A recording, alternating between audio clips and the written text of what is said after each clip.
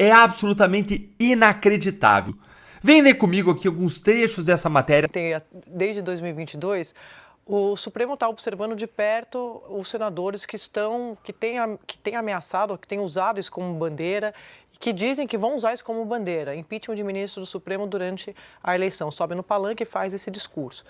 Observa de perto e conversa com os senadores sobre esse assunto. O ministro Gilmar Mendes, na minha apuração, já vinha conversando com alguns senadores, falando sobre esse assunto e também falando internamente, lá no Supremo. Um grupo ali de ministros queria que isso fosse resolvido até o fim do ano, exatamente pelo motivo que eu contei aqui, campanha eleitoral. Não tem ninguém no Supremo, ali no entorno do ministro Gilmar Mendes, que negue que isso tem a ver com proteção para os ministros. Estão se blindando, se protegendo da eleição de senadores que vão usar isso como ameaça, como chantagem, como pressão, como bandeira de campanha política.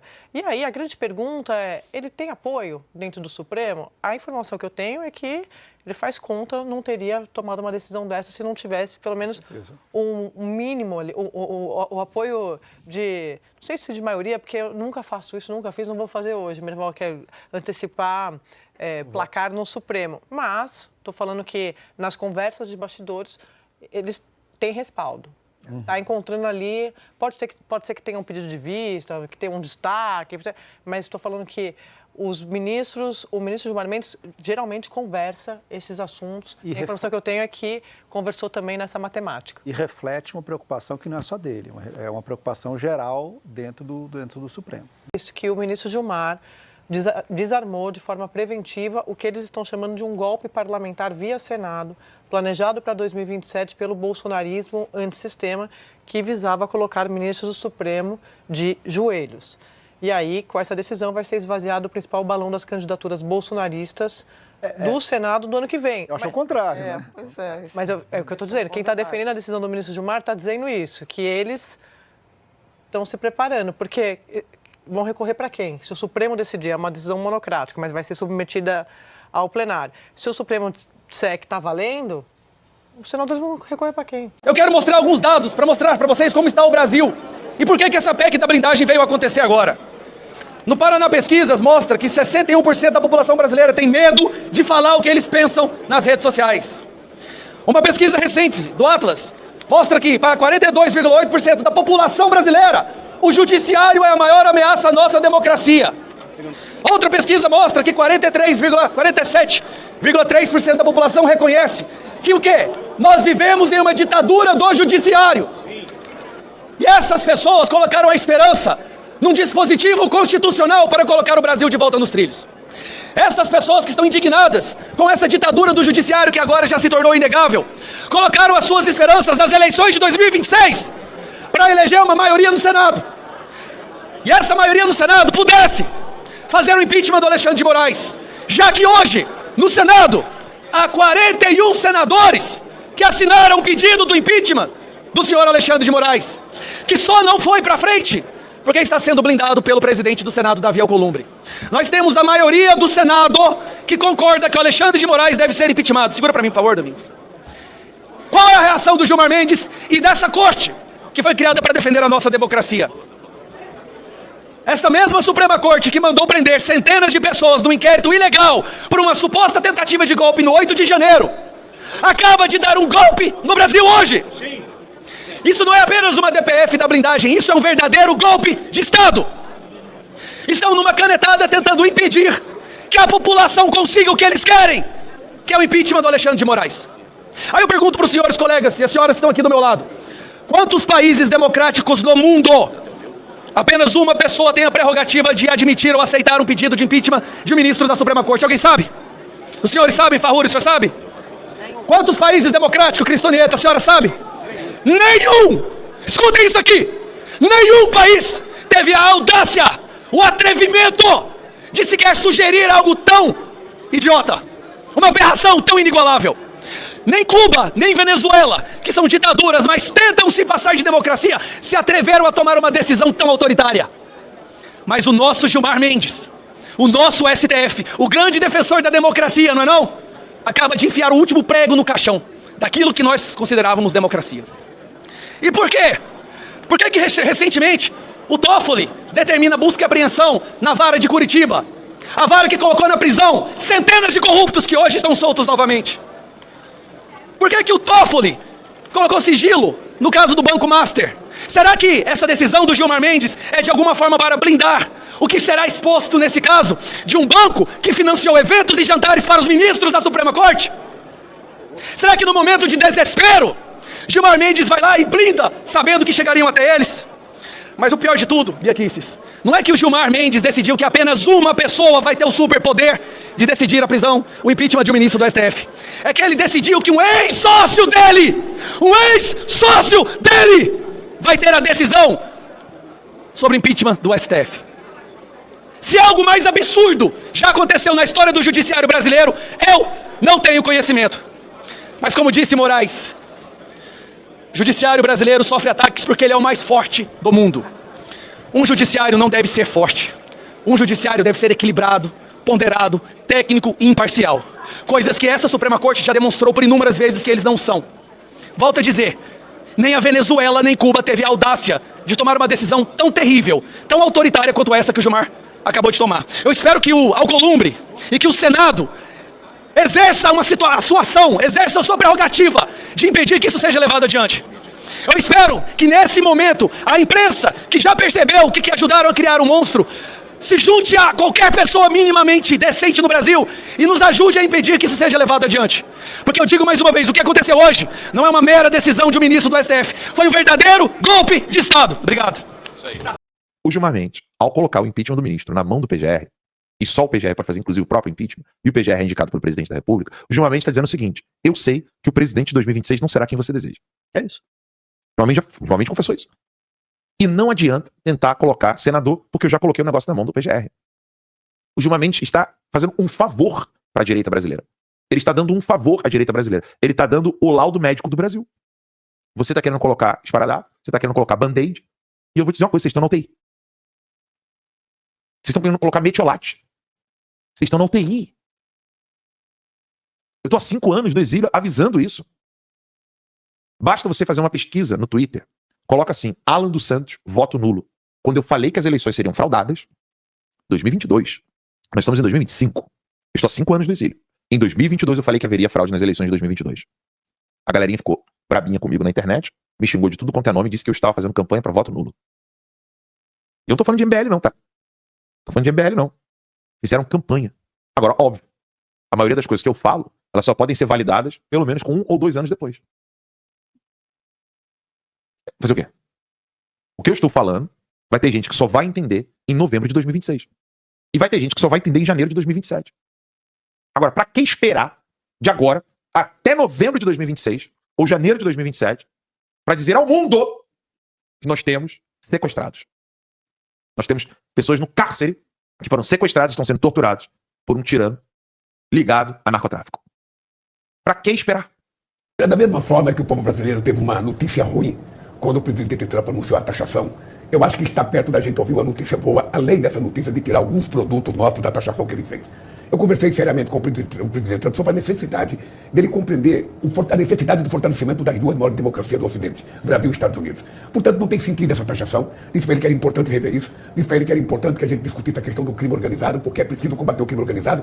E nós temos gente importante que pratica crime aqui no Brasil, que mora em Miami. Eu mandei documento para ele dizendo o que nós queríamos que fizesse. E disse para ele que nós estamos dispostos a trabalhar juntos para combater o crime organizado na fronteira, aonde tiver. Sabe, 200 anos de relação diplomática, não há por que ter divergência entre Brasil e Estados Unidos. Mas a gente pode esperar alguma nova revogação em relação aos tarifários já para agora? Pode esperar, muita coisa vai acontecer. Pode esperar. Você está vendo o meu sorriso de Mona Lisa aqui, é porque eu estou convencido que vai acontecer boa novidade. Antecipa para a gente, presidente. Não, é que determinadas conversas entre 2 chefes de Estado, a gente não pode ficar divulgando tudo que a gente conversou, porque as coisas vão ter que acontecer envolvendo outras pessoas. E a administração Trump, preocupada com o que está acontecendo na América do Sul, sobretudo Brasil, Venezuela, para nós é um bônus, gente. É um presente dado por Deus. Porque a preocupação do Trump é a nossa preocupação. Olha, eu tenho aqui uma coisa bem curiosa que o Max trouxe para nossa live de hoje, que foi o tweet do Trump lá no Truth Social, na verdade, né? Ele colocou lá no Truth Social e o Trump afirmou peremptoriamente, né? A contagem foi paralisada lá em Honduras, tentativa de fraude, as consequências disso e como é que está a disputa lá. Então, ali está ex, né? Mas o presidente Donald Trump afirmou que a Comissão Eleitoral de Honduras paralisou a contagem dos votos com apenas 47% apurados. Ou seja, quem que não lembra desse cenário? Você parar a contagem de votos com 40 e poucos %, aí você para tudo, aí entra Minas Gerais.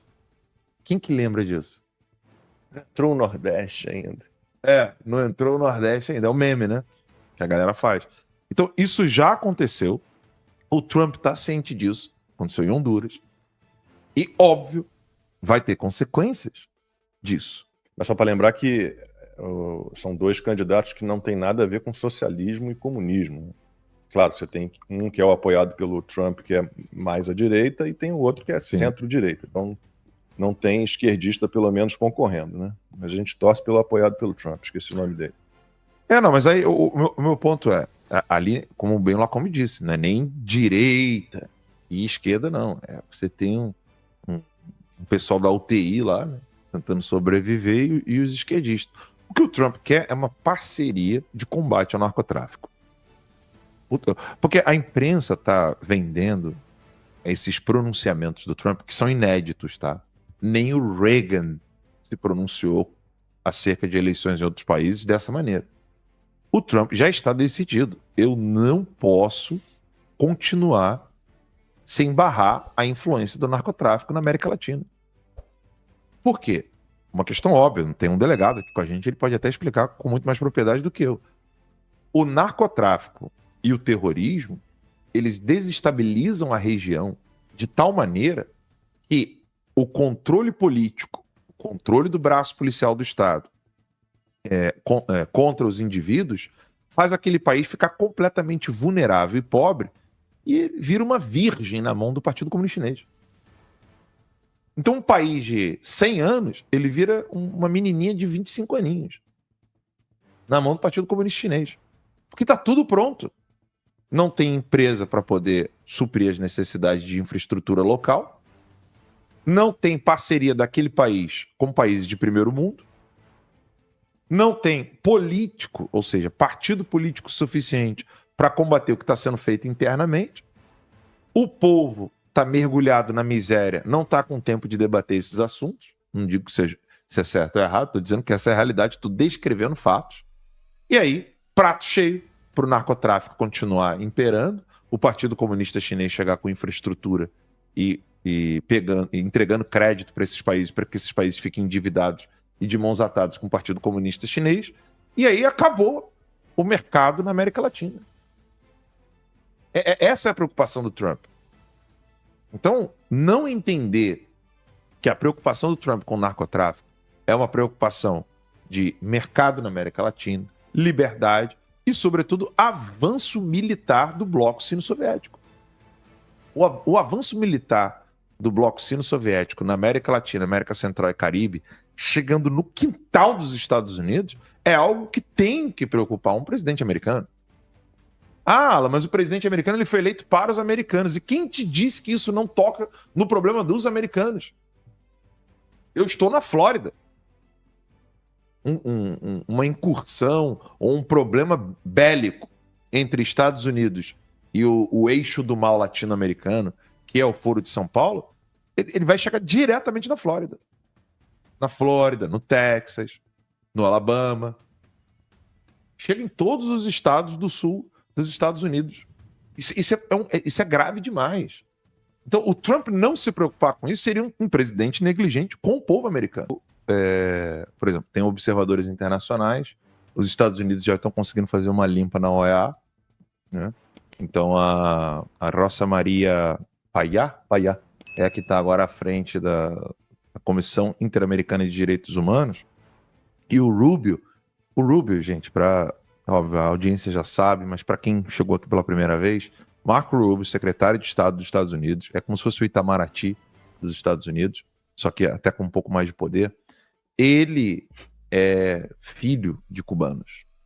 Então ele sabe muito bem o que é Cuba, o que é comunismo, o que está acontecendo na América Latina. Ele não é alguém que você tenha de explicar para ele quem é Lula. Porque desde a década de 90, o Lula criou o Foro de São Paulo junto com Fidel Castro. O Marco Rubio sabe disso de cor e salteado. Não tem informação sobre o Foro de São Paulo, a sua operação, a maneira como ele atua, que o Marco Rubio não saiba. Isso pode ser novidade para algum candidato de outro estado, algum político americano de outro estado, que não é da Flórida, ou do Texas, como é o caso do texano lá, esqueci o nome dele agora, deu branco aqui.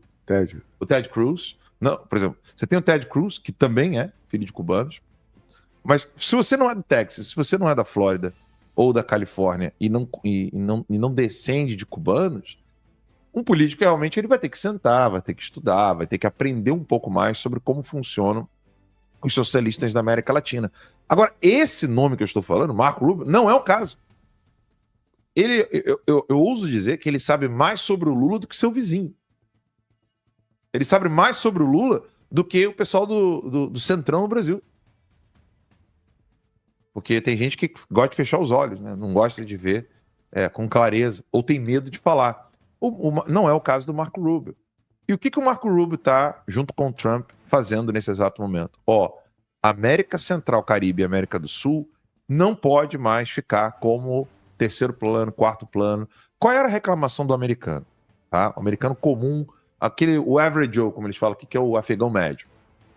Pô, meu imposto está indo para defender Israel. Israel nem está aqui. Nem é fronteira. Ah, não, mas tem o terrorismo e tal, não sei o quê. Mas o americano comum, ele ficava revoltado de ver o imposto dele sendo pago em guerras e coisas que ele tá lá longe, não tem nada a ver com ele. Agora, a América Latina é quintal dele. É o quintal. É que o brasileiro esquece que a negligência das Forças Armadas brasileiras com relação aos nossos problemas fronteiriços é um problema central e crucial para o brasileiro. Eu fico impressionado quando às vezes eu ouço algumas pessoas falarem assim, não, porque o americano não sabe nada, nem capital de país, nem nada, o americano só olha para o seu próprio umbigo. Pô, então comente aí agora aqui no chat, sem olhar o Google, qual é a capital do Peru, qual é a capital do Suriname, qual é a capital da Guiana Francesa. Pô. Sem olhar no Google, comenta aí agora. Fala que você é o cara que conhece a América Latina. Eu estou falando de países que estão fazendo fronteira com os nossos, com o nosso. Exceto o Peru, né? Mas, assim, são países que estão ali colados com o Brasil. Colados. Quais são os partidos que existem no Paraguai, no Uruguai? Eu não sei, pô. Fazem fronteira com o Brasil. Eu tenho que sentar aqui e dar uma olhada. Dizer que todo brasileiro sabe qual é a capital dos países que estão ao redor do nosso. Tem brasileiro que não sabe a capital dos estados, pô. Não sabe a quantidade de estados que nós temos. Então, os Estados Unidos não terem uma preocupação mais séria com relação à América Central, Caribe e Sul é algo que o próprio brasileiro também não tem em relação à Guiana Francesa. Então, ver o Trump e a administração Trump preocupada com o que está acontecendo na América do Sul, sobretudo Brasil, Venezuela, para nós é um bônus, gente. É um presente dado por Deus.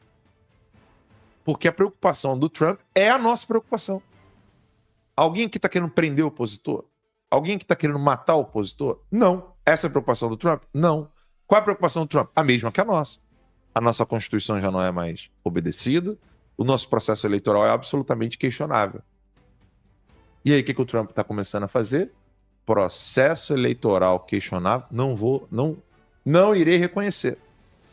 Exato. Não vou reconhecer. O Maduro é presidente da Venezuela? Não. Maduro não é presidente da Venezuela. É ditador da Venezuela. É ditador na Venezuela. E se em Honduras a situação caminhar nessa direção, também não vai reconhecer. Exato. E isso é um recado para o Brasil, cara. Não tem como ser mais claro do que isso. É isso que eu não entendo. Como que os políticos de direita não entendem o poder de negociação que o Trump está entregando no colo deles. O Trump está entregando no colo deles um poder de negociação que não existia antes. É hora de acordar ali, né? A gente está vendo os movimentos do presidente. A gente sabe que quem domina a pauta no Congresso Nacional são os presidentes, né? E está vendo alguns movimentos de anistia, não se sabe se é para acomodar e passar adiante, mas o Hugo Mota e o Alcolumbre estão começando a se mexer nisso. Eles estão acordando para o que está acontecendo ou eles estão só em vias de barganha e continuam refém? Porque, como você colocou, Max, é um recado, é uma atuação direta dos Estados Unidos no quintal, que é a América Latina. Eles estão vendo, é uma atuação repressiva lá, pedagógica aqui. Eles não podem perder a América Latina para uma China, senão eles perdem o mundo e perdem toda a civilização ocidental, se perde completamente. O jogo está todo montado, isso não é apenas eu vou ali porque estão trazendo uma força de uma ditadura, não. É realmente saber ter fundamento, é uma nação democrática com os controles, eles têm que fundamentar suas atuações. Nós vimos que a Marina Corina Machado recebeu um Nobel.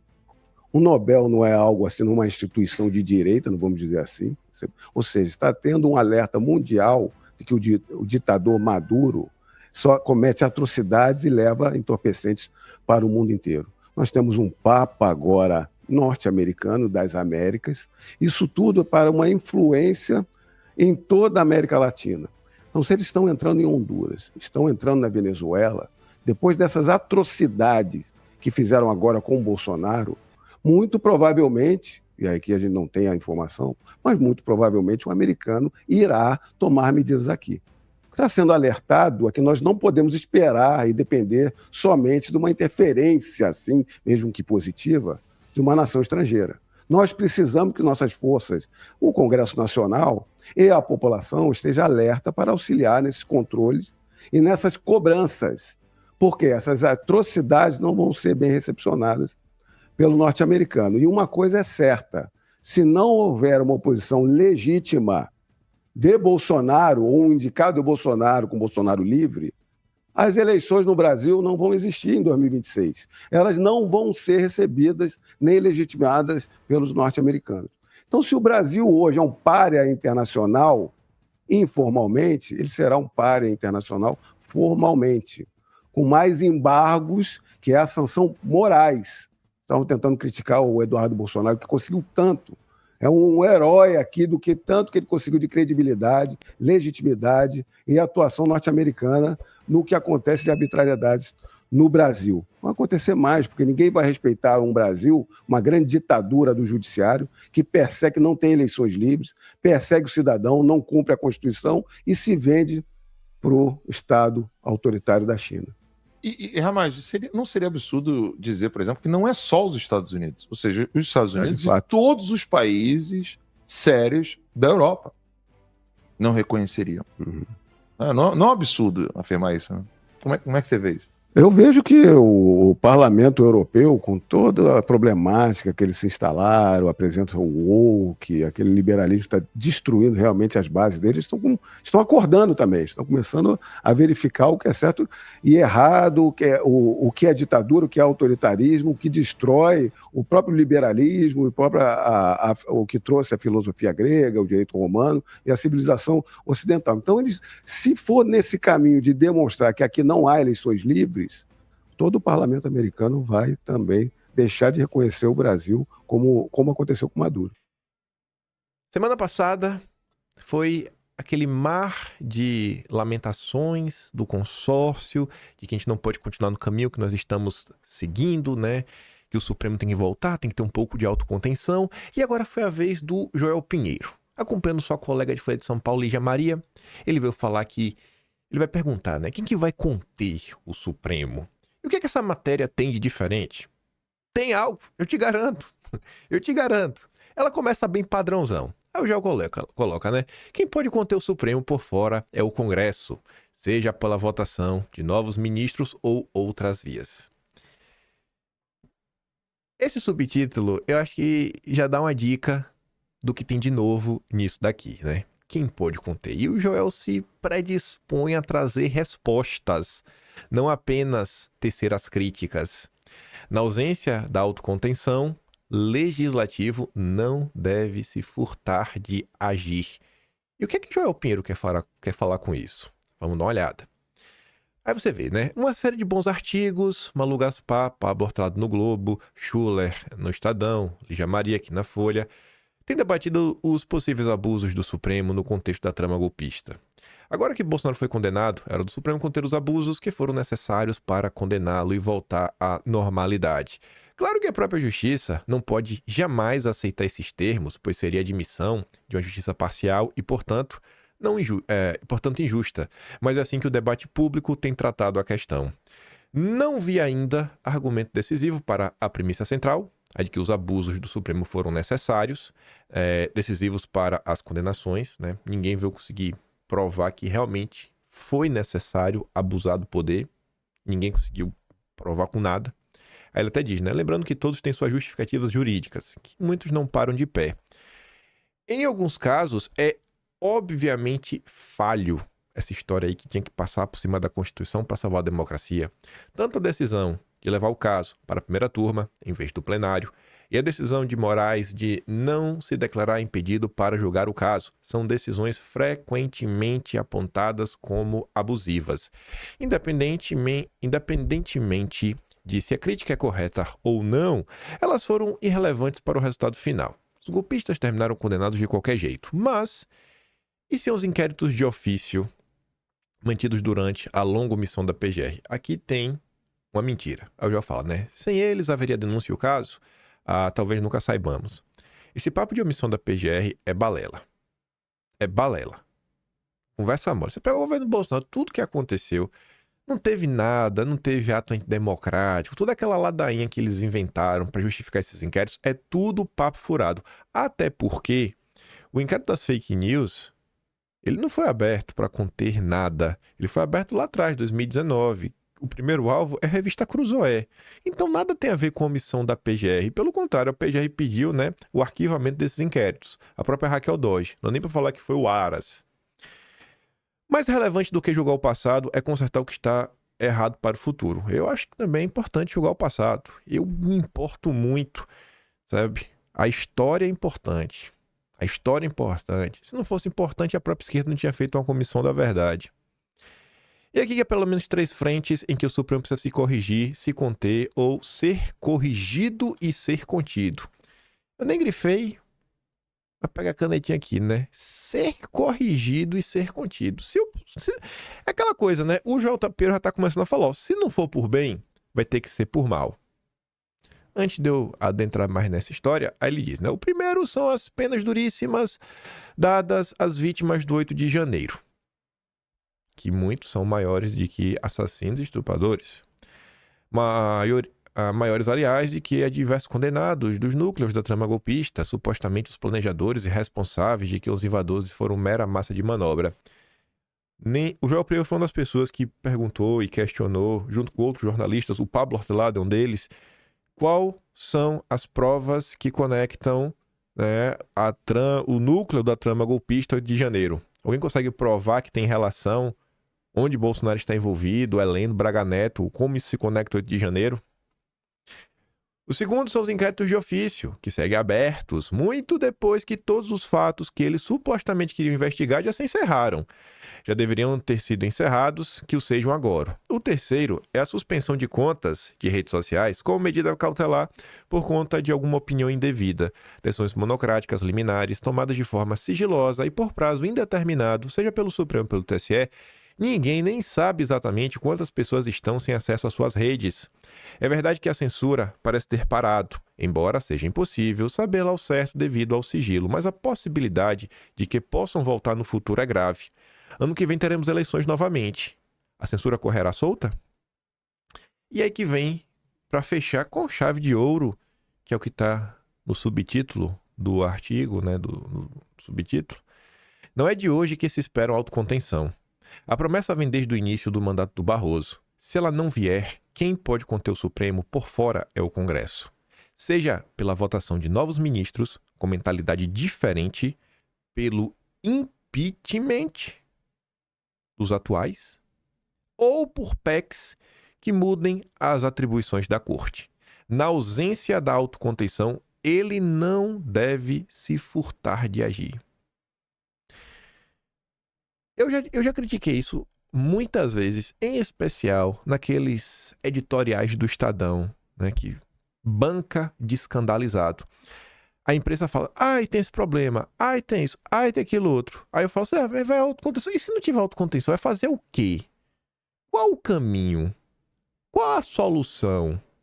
Porque até então, as únicas pessoas que ofereceram algum tipo de solução para o que está acontecendo foram os bolsonaristas, que pregam, inclusive, mudanças no funcionamento do judiciário, uma reforma, né, jurídica no país, reforma do judiciário, impeachment.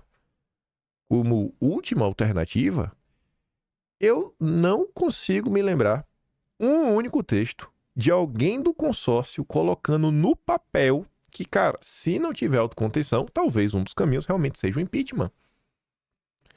Isso daqui é a primeira vez que isso acontece, eu acho que, o quê? 7 anos, quase? Basicamente 7 anos, 2019 pra cá. Primeira vez que eu vejo alguém colocando na imprensa a possibilidade disso aqui realmente ser uma das soluções, porque já tá num ponto assim do inaceitável, já rompeu os limites do inaceitável. Parece que a janela de Overton, né, está se movimentando e cada vez mais tá difícil de defender essas posições. Eu quero ver se esses inquéritos vão ser encerrados. Uma vez que esses inquéritos se encerrarem, abrir outro de ofício, vai ficar mais difícil. Vai ficar mais difícil. Ainda tá muito ruim, mas vamos ver, né? Se as coisas tendem a melhorar. Aqui só ficou repetido o último parágrafo. Aí eu não sei se motivado pelas matérias que saíram nos últimos dias, né, na imprensa brasileira, Dom Pedro III estava lá no evento do CNJ para falar o seguinte: o judiciário brasileiro sofre ataques porque é o mais forte do mundo. Ele afirmou nesta terça que o judiciário brasileiro sofre ataques contínuos porque se tornou, segundo ele, o mais forte do mundo. O ministro comentou pesquisas recentes sobre a percepção pública do sistema de justiça e disse que os levantamentos precisam ser analisados considerando um contexto. Qual o contexto? De mais de uma década de muito dinheiro financiando massiva desinformação contra o poder judiciário. Aí eu me pergunto que dinheiro é esse, né? Para onde? Porque a grande mídia, que é que realmente fala com a população, só recebe patrocínio de quê? De banqueiro, de campeão nacional, né? Então, ele está sugerindo que os banqueiros do Brasil é que estão fazendo desinformação contra o judiciário. A informação muito perigosa, né? Eu gosto tanto de banqueiro. Gosto tanto de banqueiro, ministro. Aí outra fala dele, né, que ele foi aplaudido. Ele defendeu salários mais dignos para os juízes. Porque, rapaz, o juiz está passando fome, né? Não dá para ter uma vida digna sendo juiz no Brasil. Aí aqui está um infógrafo produzido pelo Poder 360, que você vê aqui o rendimento de juízes, né? Conforme o tempo foi passando. Você vê que desde que Lula tomou posse aqui, ó. Olha o gráfico. Olha a linha subindo, né? Rendimento líquido dos juízes. A remuneração dos ministros do Supremo, que é o teto constitucional, 46.400. 46.400. Mas a média no Brasil, né, junto ao salário mais penduricado, tem 65.500. Mas isso não é digno. Não é digno. Eu realmente acho que não é digno um país como o Brasil, um juiz não receber pelo menos 6 dígitos. Tinha que ser acima de 100 mil reais. É muito pouco para um juiz.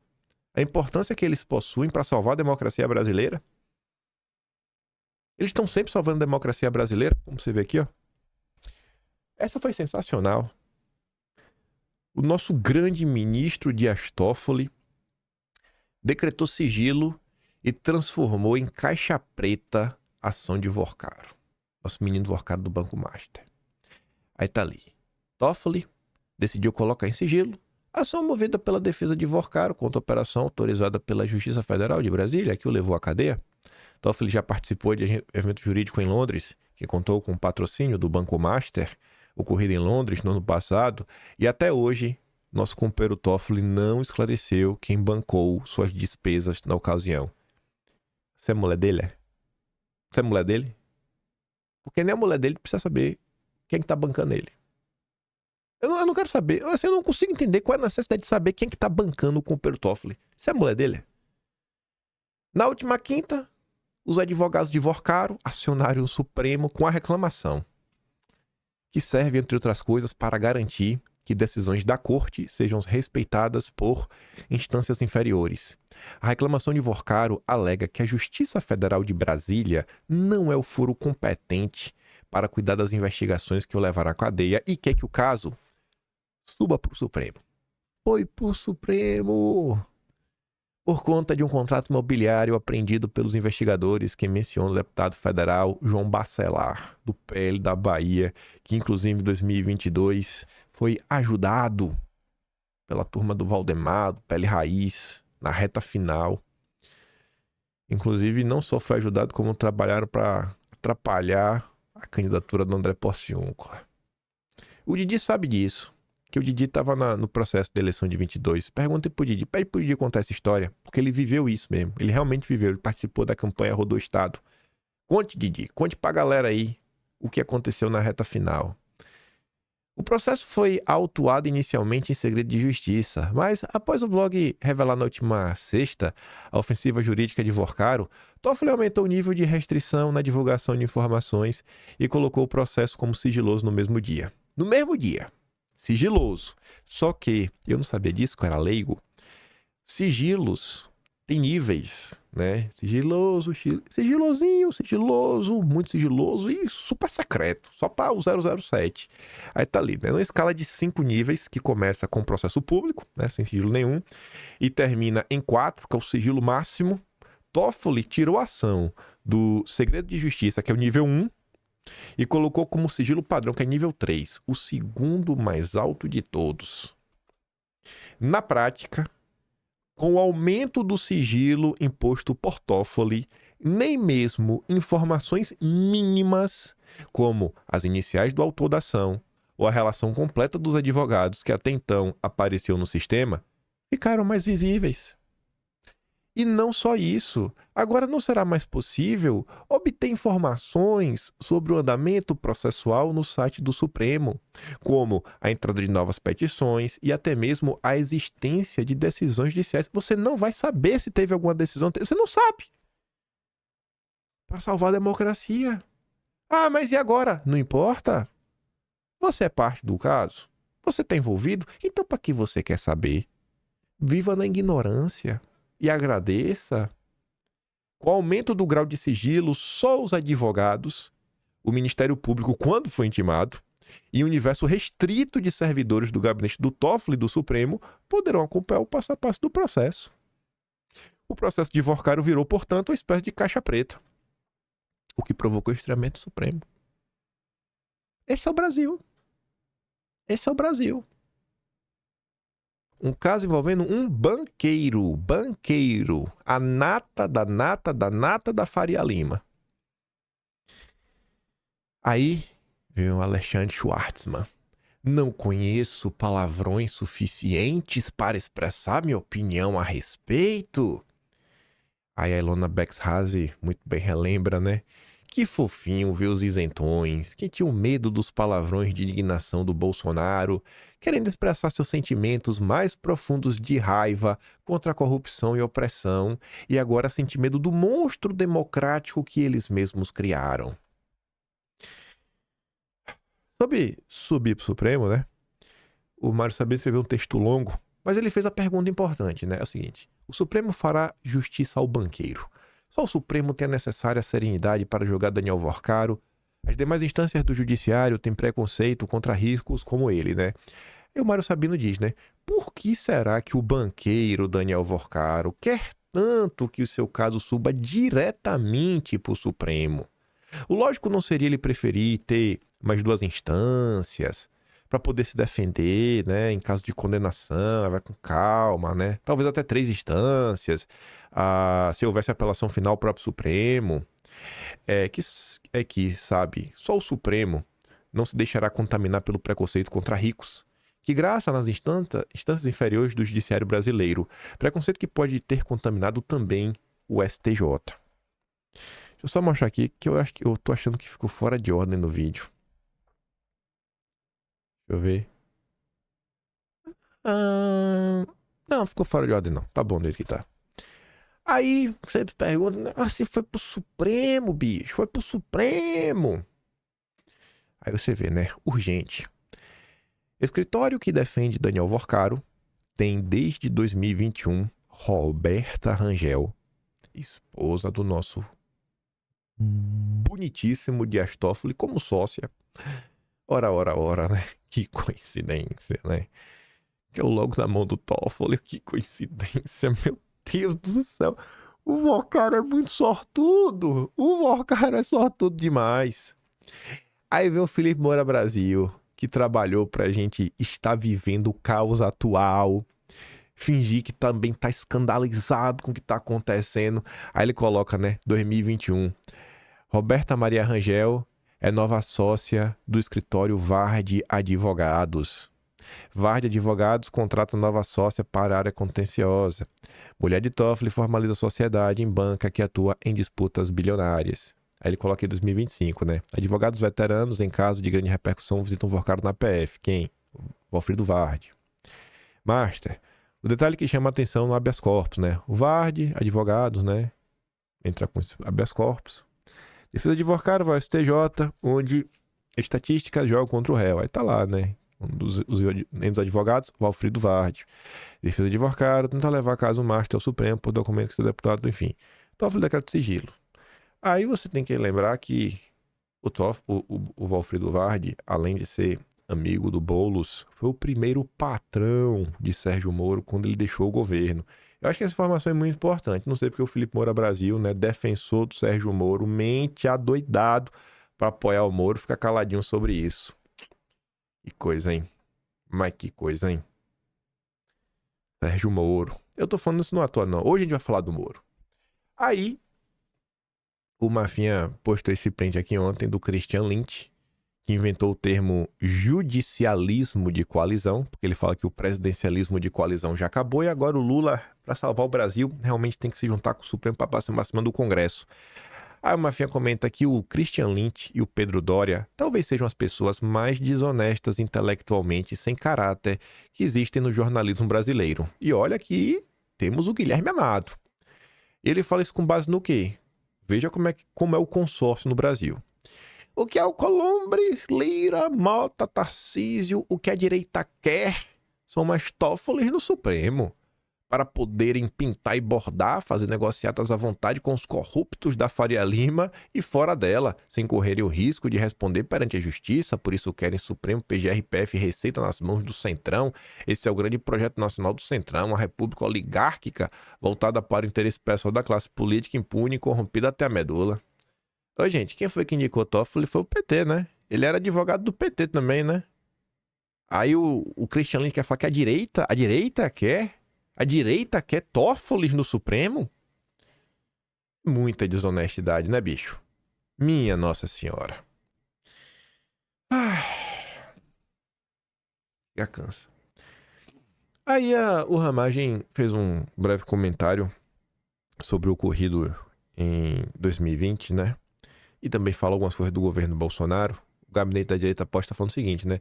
A Ramagem explica por que Bolsonaro não insistiu em nomeá-lo para chefiar a PF. Eu mesmo lhe disse que não poderia desobedecer ao Supremo por entrar em crime de responsabilidade. Bolsonaro se viu sem retaguarda, Forças Armadas, sem retaguarda, blá, blá, blá. Enfim, vamos aqui ouvir juntos.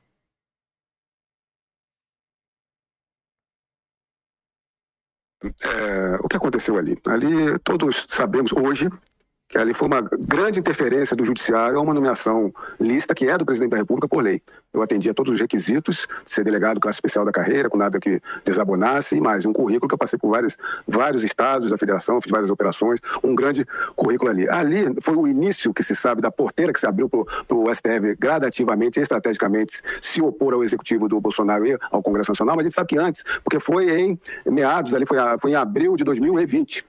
Todo o início do governo Bolsonaro já se iniciou sob o julgo do STF, com arbitrariedade, cobrança, tentando derrubar o presidente Bolsonaro. Muito que a gente tem para trazer aqui é que não se iniciou nem com o Alexandre de Moraes, foi quase uma continuidade. O próprio Celso de Mello, antes ministro do Supremo, já havia iniciado uma possibilidade do Bolsonaro ter sua chapa invalidada desde 2018. O sistema já queria tirar o Bolsonaro lá de trás. O que a gente sabe, o Bolsonaro mesmo me falou, porque naquela época a gente conversou muito, logicamente, e que eu colocava para ele que o senhor não pode desobedecer às questões do STF, que o senhor entra em crime de responsabilidade, é o impeachment. Eu, como diretor-geral, eu posso desobedecer, porque tem uma exceção, eu demonstro a verdade, e aí toda a questão judicial de uma desobediência, a gente acaba demonstrando e não cumprindo as ilegalidades do STF. O Bolsonaro se viu naquele momento sem retaguarda.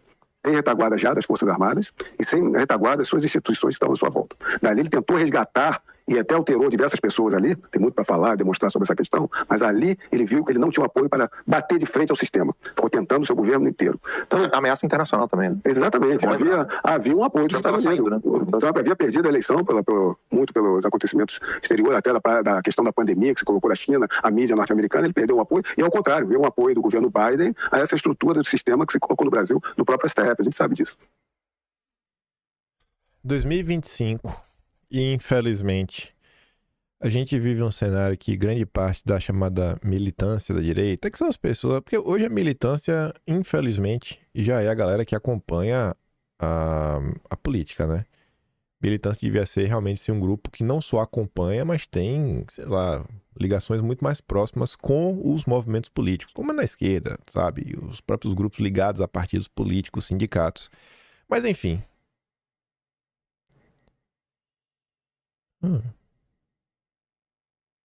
Recebi uma mensagem boa aqui. Enfim, então, graças a Deus mesmo, o Ramagem tá aí, tá explicando sobre essas coisas. Eu acho que isso é importante, porque é uma questão que reaparece no cenário dia sim, dia também, dia sim, dia também.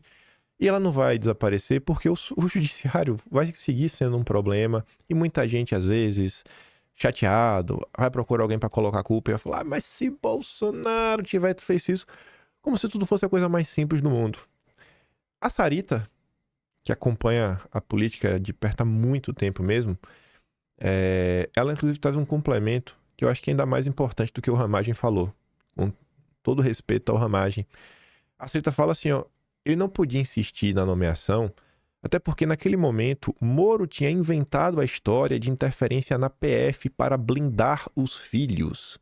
Havia uma investigação nesse sentido em curso, né, e outra das fake news que colocava os filhos como líderes de uma organização criminosa para espalhar fake news. Foi um checkmate dado no Bolsonaro pela dupla Moro-Xandão. Se ele insistisse na nomeação, seria prova da interferência. E eu não sei se vocês vão lembrar, Moro faz isso não só com suas falas públicas, quando ele deixa o governo, como ele ainda pega prints, distorce, tira de contexto para tentar criminalizar Bolsonaro. Prints que rodaram no Jornal Nacional. Sabe? Não foram coisas aleatórias. E aqui tem uma coisa que a gente vai falar algumas vezes ao longo do vídeo, né? Blindar os filhos. Os filhos. Você vê que estão sempre tentando usar os filhos contra Bolsonaro, né? Sempre tentando. E você vê que tem algo muito estranho, muito errado nisso. Pois bem, pegando o gancho sobre a necessidade de contar histórias para o povo não continuar acreditando em maluquice para sempre.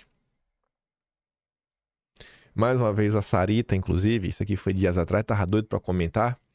Mas é que eu digo, né? Quando dá para comentar, eu nem me estresso, porque eu sei que vai aparecer uma oportunidade que vai fazer muito mais sentido. Como a Sarita puxou aí o gancho do Moro, e a gente tá falando, né, que até hoje, 2025, tem muita gente que olha para trás, não conhece a história, e pior, tem gente que distorce a história de propósito. Uma garota lá no Twitter postou o vídeo do Moro, que na época, o contexto disso, o Moro era candidato a presidente, ou seja, ele tinha interesses eleitorais quando falou isso. Bolsonaro comemorou quando Lula foi solto. Ele entendia que beneficiava ele eleitoralmente. Aí essa mina posta, né, pra falar, tá vendo aí? Bolsonaro é responsável se nós temos o Lula hoje. E a Sarita traz notícias, vídeos, recortes da época. Quem comemorou foi o Moro. Bolsonaro criticou, eu provo. Veja a manifestação do Moro quando o Fachin tornou Lula elegível e as manifestações do Bolsonaro após a elegibilidade e soltura do Lula. Aí tá ali, ó. 12 de março de 2021. Moro defende Fachin em primeira manifestação pública após anulação pelo Supremo. Moro fez 2 tweets em apoio ao Fachin. Enquanto isso, a decisão de Fachin sobre Lula tornou elegível um dos maiores bandidos, diz Bolsonaro. Essa foi a reação de Bolsonaro. Fez um tweet na época, foi parar ali no Jornal da Record. Amante da liberdade e do bem, somos a maioria, não podemos cometer erros sem o norte e um comando, mesmo a melhor tropa se torna um bando que atira para todos os lados, inclusive nos amigos, não dê munição ao canalha, que momentaneamente está livre, mas carregado de culpa. Até dei zoom, nem lembrava. E aqui, Bolsonaro no cercadinho, né? Tá solto, mas continua com todos os crimes dele nas costas. A grande maioria do povo brasileiro é honesto e trabalhador, e nós não vamos dar espaço e nem contemporizar com um presidiário. Parece que é verdade o que tá acusando aí Bolsonaro. Aí lá pra frente vem colocar o vídeo. Não, se o Cássio, né, tem que absolver o Lula. Se o Cássio tiver que votar para absolver o Lula no processo, que vote. Ou tudo quando se acusa uma pessoa, tudo que ela é acusada para ser verdadeiro, que nunca sofreu uma acusação injusta. E a Sarita diz mais uma vez, né? Ele só está dizendo que não é dono do voto do Cássio. Que, aliás, o próprio Cássio votou contra o Lula e não a favor, como uma certa turminha que, em fim de ser de direita, estava espalhando. E tá aqui, ó. Plenário do Supremo julga a anulação das condenações de Lula. Placar é 8-3.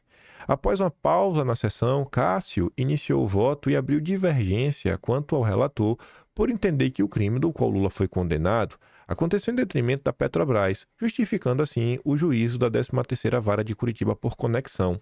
De acordo com Cássio, há uma conexão entre os atos praticados por Lula com a Petrobras. Dessa forma, uma possível competência de outro órgão seria apenas concorrente. Aspas. Verifica-se que os fatos versados nas ações penais descritas estão de fato associados diretamente ao esquema criminoso de corrupção e lavagem de dinheiro investigado no contexto da Operação Lava Jato, cuja lesividade veio em detrimento exclusivamente da Petrobras. E assim sendo, a competência, a meu sentir, é da 13ª Vara Federal. Então, nós temos muitos problemas. Não conhecer a história é um problema. Mas a safadeza talvez seja um problema maior. As pessoas realmente estão fazendo de tudo para emburrecer umas às outras. E eu me pergunto, a troco de quê? Onde essa turma quer chegar? Outros exemplos de coisas que eu vi nos últimos dias. O Mafinha fez um texto falando sobre abuso judiciário, falando basicamente o ponto central do Mafinha é que muito do que acontece agora não nasceu agora. Não nasceu com o Dom Pedro III. Aí um cara chamado Jeremias fez uma pergunta, né? Ele colocou ali destaque, uma fala do Mafinha entre aspas. O Mafinha escreveu assim, né? Nós todos aqui já comemoramos a Lava Jato e justificamos as coisas mais absurdas que Moro e Deltan fizeram. Aí ele fecha aspas. E aí o Jeremias fala assim, ó. Eu sempre vejo a galera falando isso, mas não sei que absurdos foram esses. Se refere àquela quebra de sigilo telefônico, seria isso? Aí o Mafinha coloca ali uma nota, para mim um dos piores casos, que é o depoimento forjado, né? Polícia Federal forjou depoimentos para ajudar a Lava Jato, mostram diálogos. Aí veja algumas reações, né, a essa postagem do Mafinha. Um perfil colocou assim, ó. Isso aí não tem comprovação que ocorreu. E com João site progressista, criminófilo, Foucaultiano, representa muito bem o advogado criminalista médio. Aí, para entender por que isso aqui devia ser visto como um problema, eu fiz um post editado, né, para fazer uma analogia. Imagine, ao invés de pegar essa notícia aqui, imagina uma notícia sobre a Vaza Toga. Alguma notícia da Vaza Toga envolvendo o talha-ferro, né? O caso de usar a criatividade contra a revista Oeste, né? Eu coloquei aqui, imagina alguma notícia sobre a Vaza Toga, publicada pelo David Agape, no site dele, A Investigação. Aí imagina um esquerdista comentando. Isso aí não tem comprovação? E o site A Investigação do David Agape é de direita? É contra bandido? Representa muito bem o advogado de direita médio. Vocês entendem qual é o ponto da situação?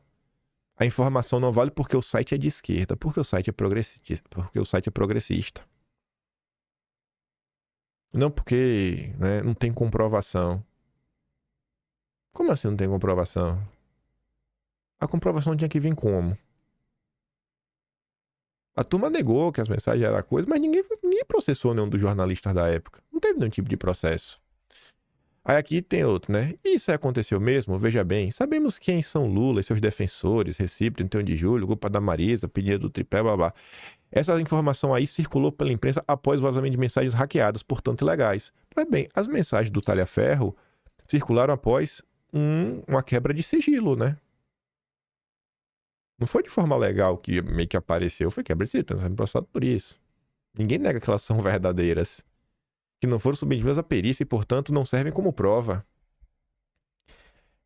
É isso que eu digo. A Vaza Jato foi o evento mais importante do ano de 2019. E o problema lá de trás é o mesmo problema até hoje. A direita, ela é histérica. Assim como o petismo também é histérico. Assim como a população, no geral, é histérica. O povo é histérico, o povo é emocionado. As pessoas, normalmente, só prestam atenção no que para elas é confortável. Se a informação for desconfortável, as pessoas não querem ir atrás para olhar. Foi o evento mais relevante de todo o ano de 2019. Mudou o Brasil. O estado de coisas que estamos hoje tem a ver com a Vaza Jato. Se o Lula foi solto, a Vaza Jato teve um papel nisso.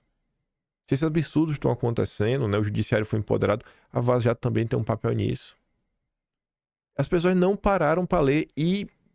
Ah, não, mas isso, cara, não quero saber. Aí outro comentário, né? Mafinha, você está legitimando o Dom Pedro III, é isso? O Mafinha não está legitimando ninguém, ele está, pelo contrário, o Mafinha está criticando o que aconteceu. Mafinha está falando que esse tipo de coisa é imperdoável. Como é que isso pode ser legitimação?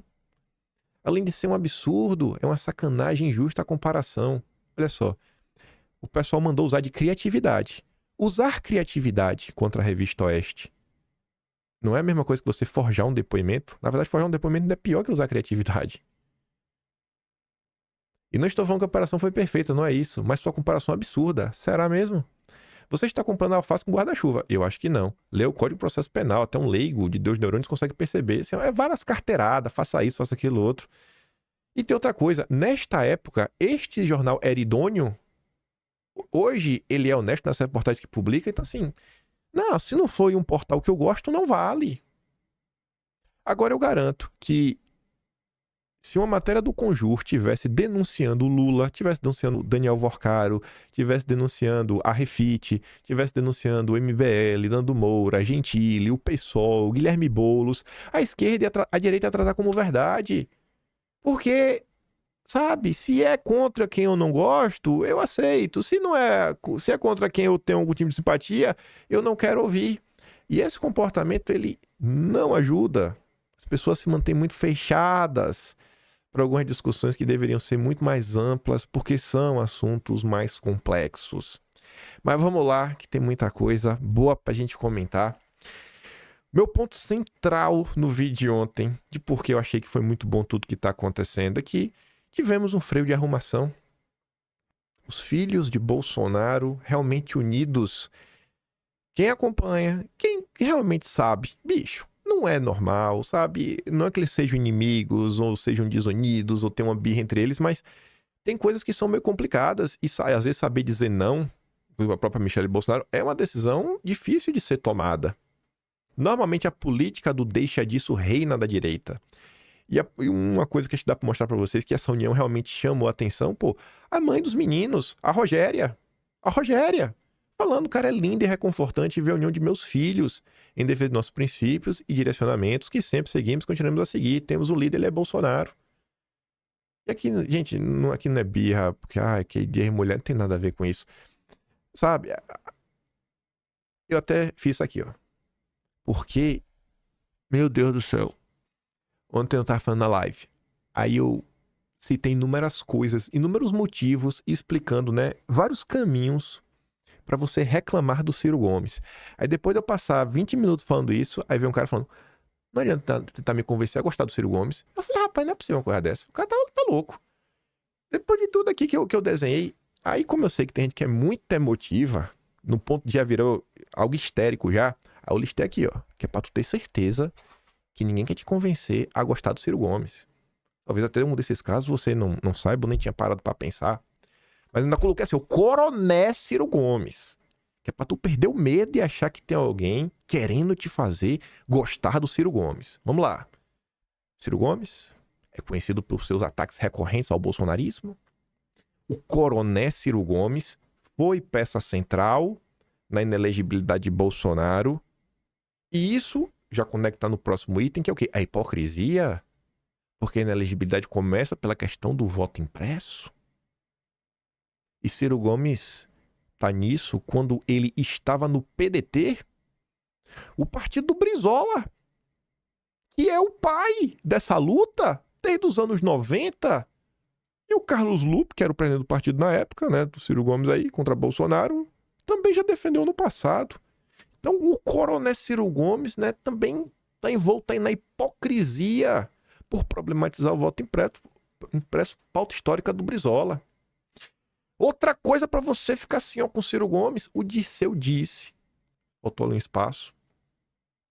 Deixa eu dar um espaço aqui, que depois eu esqueço. Eu tenho que pôr nessa aqui pro Atlas, né? Aí tem que ficar bonitinho. Pronto. Mas pior que... Pera aí. Tem 2 espaços aqui. E eu usei esse slide lá na frente também. Tenho que consertar aqui. Pera aí. Pronto. Pronto. O Dirceu disse que Ciro Gomes foi o único membro do Foro de São Paulo que ainda não virou presidente. Você acha esse vídeo facilmente aqui no YouTube. Problemas do coronel Ciro Gomes. Querendo ou não, existe uma disputa do eleitor anti-PT, que é um dos pilares do bolsonarismo. Porque ele, como candidato a governador, ele quer o voto do antipetismo. Talvez ele possa direcionar esse voto do antipetismo para outras coisas no futuro. Na melhor das hipóteses, Ciro Gomes foi omisso frente à perseguição do Supremo. Cadê ele aí para defender as vítimas do 8 de janeiro, lutar pela anistia? Eu podia citar mais coisas, como por exemplo, quando ele explica lá a Andréa Sadi em 2019, o movimento que foi feito para eleger o Rodrigo Maia para sabotar Bolsonaro na Câmara e não deixar pautas avançar. E por que eu coloquei isso aqui? Porque a turma, meu Deus, Ciro Gomes... Pronto, não precisa ficar com medo não, viu? Calma. Porque tem gente que é assim. Ninguém quer te convencer a gostar do Ciro Gomes, não. Mas pronto, agora que você sabe que ninguém quer te convencer a gostar do Ciro Gomes, motivos aqui para você criticá-lo, vamos ver algumas coisinhas, com um olhar um pouco mais frio. A Globo publicou essa matéria ontem. Após briga entre Michele e filhos de Bolsonaro, a aliança do PL com Ciro Gomes no Ceará é suspensa. Então, você vê que tem coisas que talvez, se tivessem sido tratadas desde o princípio, em grupo, já tinha sido resolvida sem criar uma confusão maior. Agora o que eu trouxe, eu podia pegar mil matérias que saíram na imprensa. Agora, olha que curioso. Olha como a Globo reportou o que aconteceu. A Globo diz que quando os filhos de Bolsonaro rebatem, né, e saem em defesa do André, e os filhos de Bolsonaro falam, não vamos, o Eduardo falou, não vamos entrar no mérito. O Carlos falou, pô, além de entrar no mérito, o Carlos tentou não entrar no mérito, mas depois ainda falou, cara, se eu tivesse que escolher, eu escolheria pelo Girão, tenho muito mais afinidade, mostrando que a crítica, o teor da crítica, as pessoas compreendem, mas a forma importa. Aí como é que a Globo narra isso? Após fazer parte de um ataque coordenado com os irmãos. Ataque coordenado, né? Os filhos de Bolsonaro sendo pintados como vilões. A Globo pintando os filhos como vilões. Aí você também deveria, né, suspeitar os filhos aparecendo como vilões. Mas vamos lá. Estava passando na rede social ontem, aí eu vi a Tsuki falando o seguinte, né? Tentando fazer aquele alerta. Olha como as coisas são curiosas, bicho. Existem perfis que desde o governo Bolsonaro chamavam Michele de diversos adjetivos pejorativos, né? E magicamente agora vários estão ao lado dela. É sério que vocês não percebem? Isso não se trata de gostar ou não da Michele, mas o oportunismo nas situações que surgem.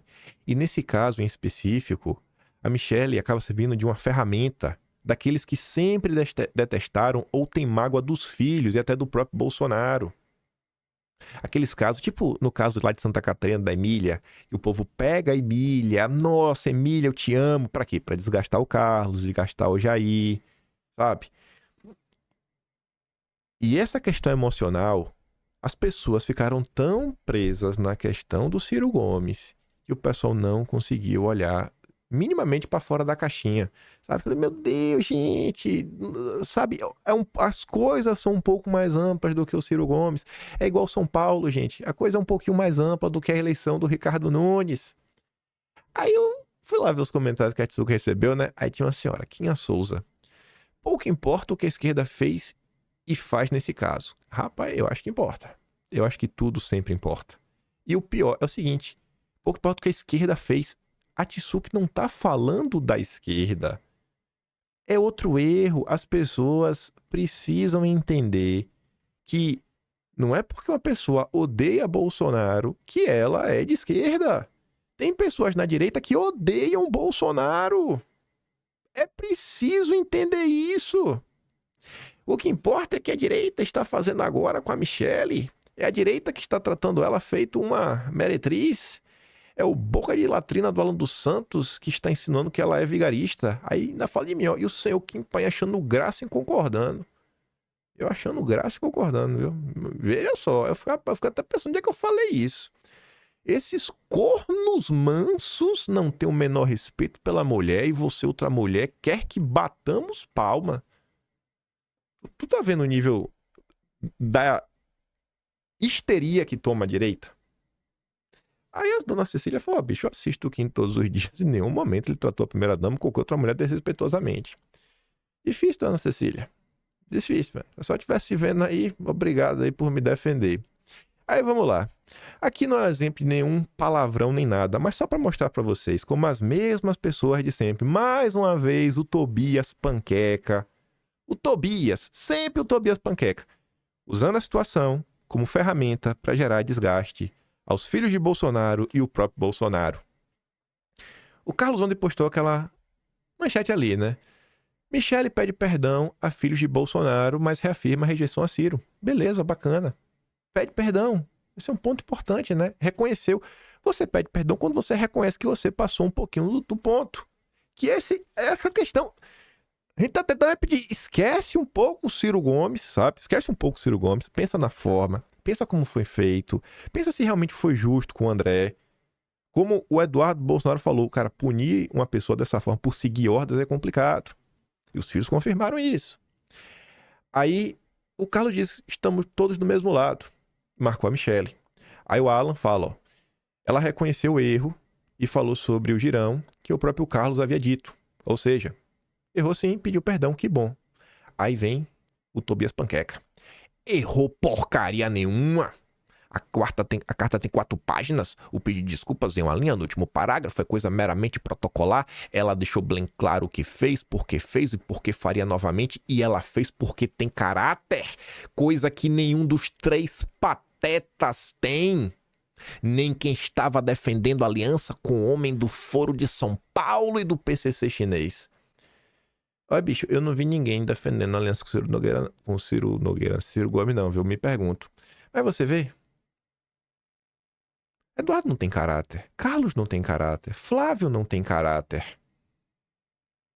Mas as pessoas são tomadas por essa histeria, por essa emotividade. Ouviram o nome Ciro Gomes e aí surtaram. Aí o Alan dos Santos, não sei como é que o Alan ainda consegue ser educado com o Tobias Panqueca. Aí falou, irmão, por que tu ocultou isso aqui? E ele coloca o tweet do Carlos, né? É óbvio que eu tenho preferência pelo girão e deixo isso bem claro. Adianta falar? Não adianta. Esse comentário que eu coloquei para falar sobre a sabedoria popular. O Giseldo falou assim para Alan, Alan, você aprendeu na prática que não pode se meter em brigas de família. Eles estão todos bem, e você... O Alan falou muitas coisas e... Pegando a parte macro, não os termos utilizados, adjetivos, qualquer coisa assim, esquecendo a forma nesse momento, olhando assim mais pro... a crítica como um todo, né, em termos macro, o Alan não falou o que falou à toa. Convenhamos aqui. Eu não vou entrar nessa discussão e tudo mais, mas eu não acho justo, né, falar que o Alan tá só de birra por qualquer coisa. Mas independente disso, eu falo pra você, gente, eu não tenho o sobrenome Bolsonaro, tem brigas que não adianta. A família resolve entre si. Tem brigas que não adianta. A família se resolve entre si. Isso é ditado popular. Briga de marido e mulher, não se mete a colher.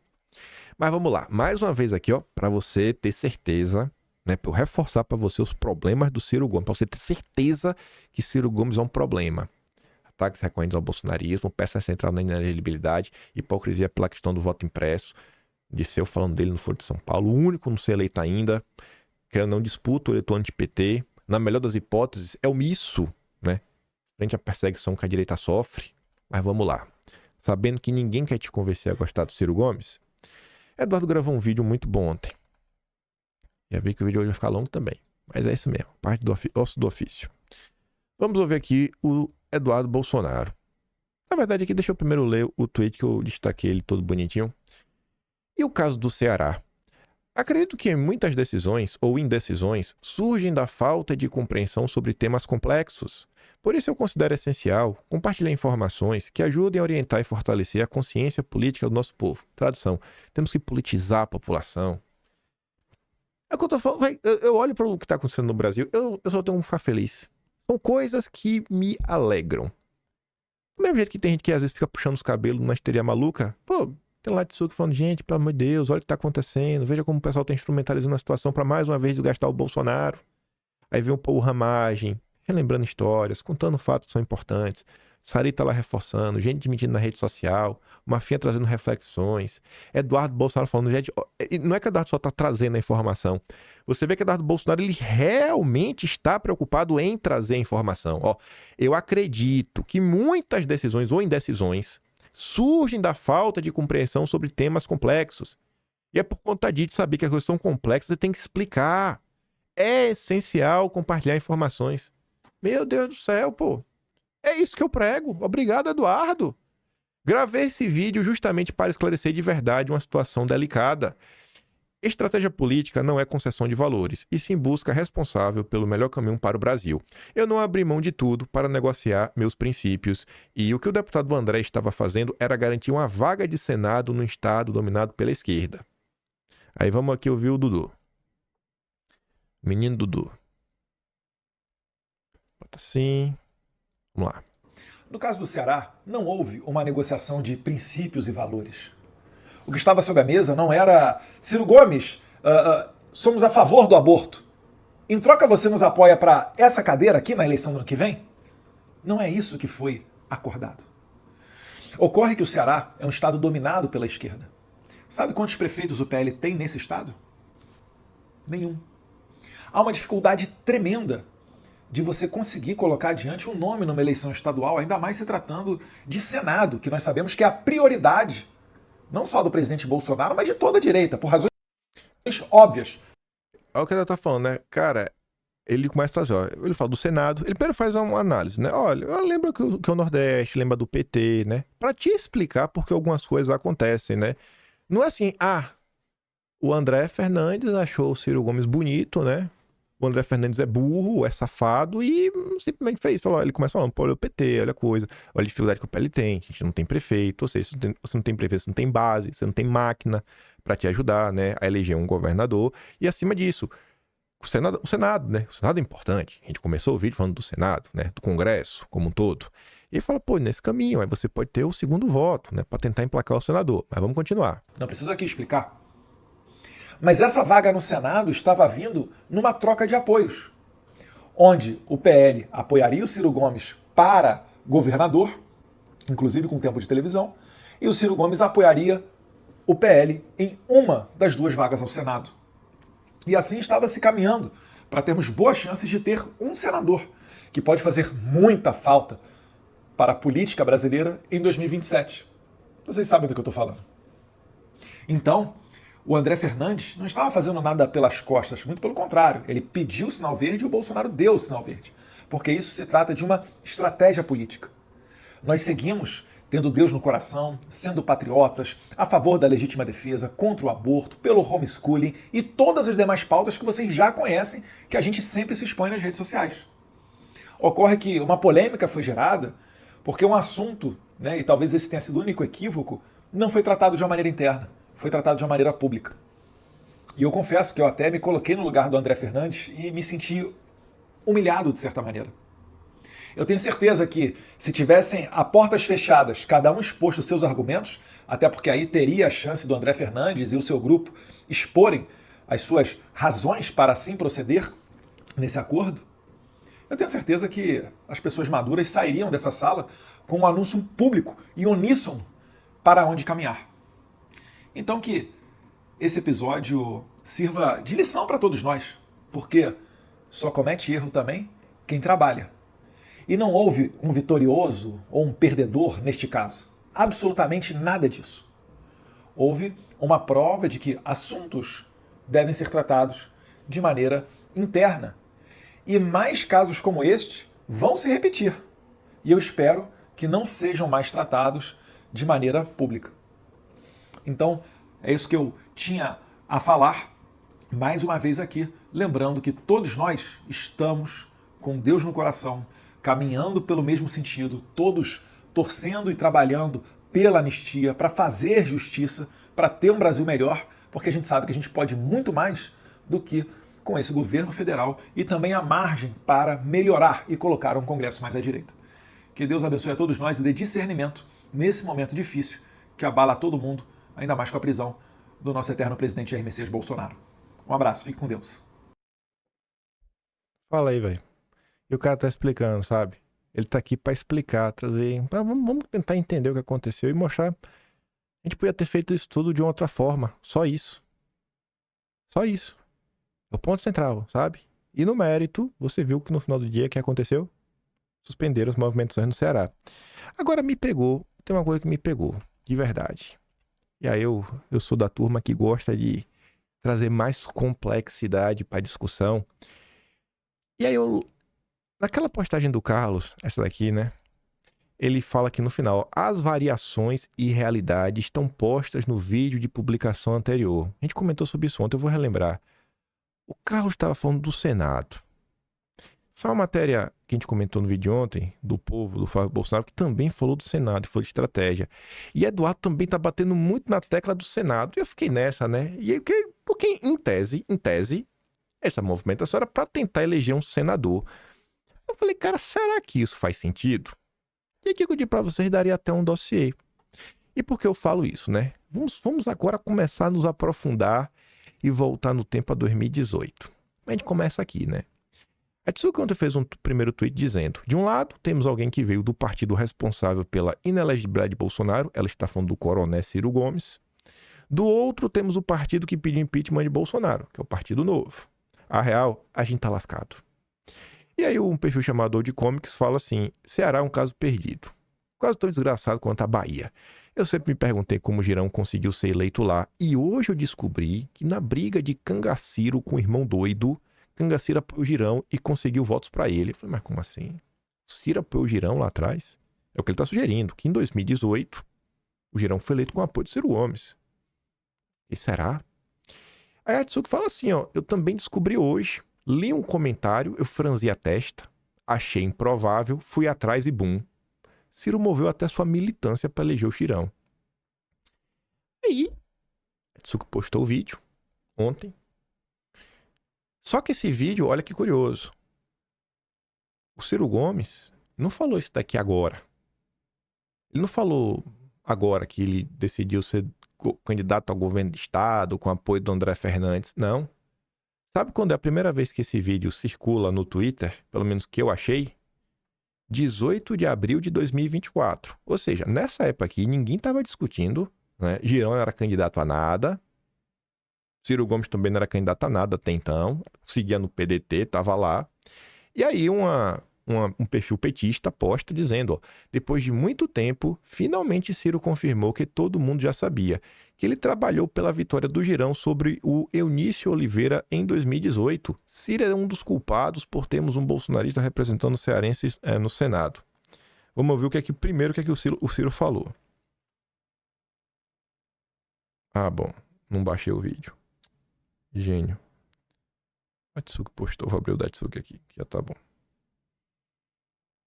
Que burrice, viu? Quer dizer, eu baixei, acho que eu esqueci de mandar pra mim mesmo. Talvez eu mandei no link errado.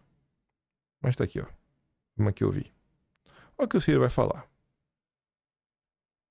do Eunício na segunda disputa. Lealmente eu avisei ao Cid e ao Camilo e anunciei publicamente, inclusive para o próprio Eunício, que eu não estava no acordo, que eu ia trabalhar contra. E aí lutei muito com as forças que eu podia ter e com a descrição que me obriguei a ter por conta da posição do Cid pública, né? Mas eu tinha anunciado até para o Eunício, para ajudar o senador Girão.